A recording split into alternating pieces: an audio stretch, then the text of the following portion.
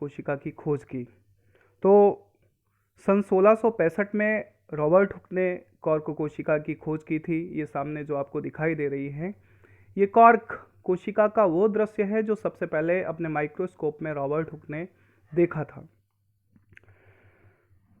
अब एक प्रश्न उठता है कि कॉर्क होता क्या है। देखिए, जो कॉर्क होता है वो क्वार्कस सोवेर नामक प्लांट से मिलता है। इसका जो प्रयोग होता है कांच की बोतल पर पुराने समय में ढक्कन के रूप में हुआ करता था। तो रॉबर्ट हुक ने उसी कॉर्क के ढक्कन का पतला सा सेक्शन काटकर अपने माइक्रोस्कोप में जब उसका अध्ययन किया तो इन्हें मधुमक्खी के छत्ते के समान संरचनाएं दिखाई दी। कॉम्ब लाइक स्ट्रक्चर दिखाई दिया, मधुमक्खी के छत्ते की जैसी संरचनाएं दिखाई दी।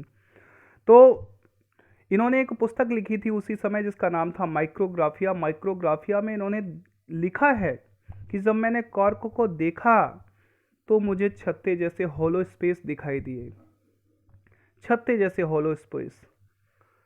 हॉलो स्पेस का मतलब है छोटे कमरे, कॉम्ब लाइक स्ट्रक्चर।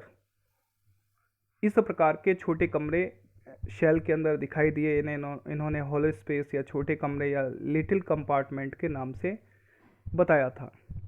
तो उस समय जो रॉबर्ट हुक ने कोशिका देखी थी, उस कोशिका को इन्होंने कॉर्क कोशिका नाम दिया था और इनके लिए एक वर्ड का प्रयोग किया था, एक लैटिन वर्ड का प्रयोग किया था जिसका वर्ड का नाम था सेला। और सेला का मतलब होता था लिटिल कंपार्टमेंट, अर्थात छोटे कमरे।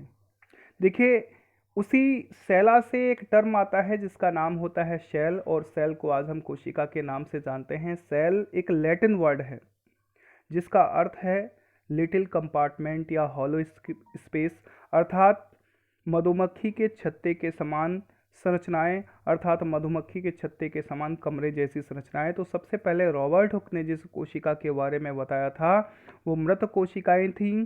वो कॉर्कस शोवेर नामक प्लांट से जो कॉर्क कोशिकाओं को देखा गया था वो मृत कोशिकाएं थी, वो जीवित कोशिकाएं नहीं थी।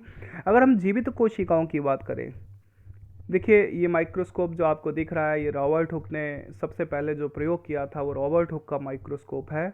देखिए, ये मैं आपको इसलिए दिखा रहा हूँ, जानकारी बहुत आवश्यक होती है। तो माइक्रोस्कोप रॉबर्ट हुक ने जो प्रयोग किया था, इसकी तस्वीरें आप स्क्रीन पर देख रहे हैं।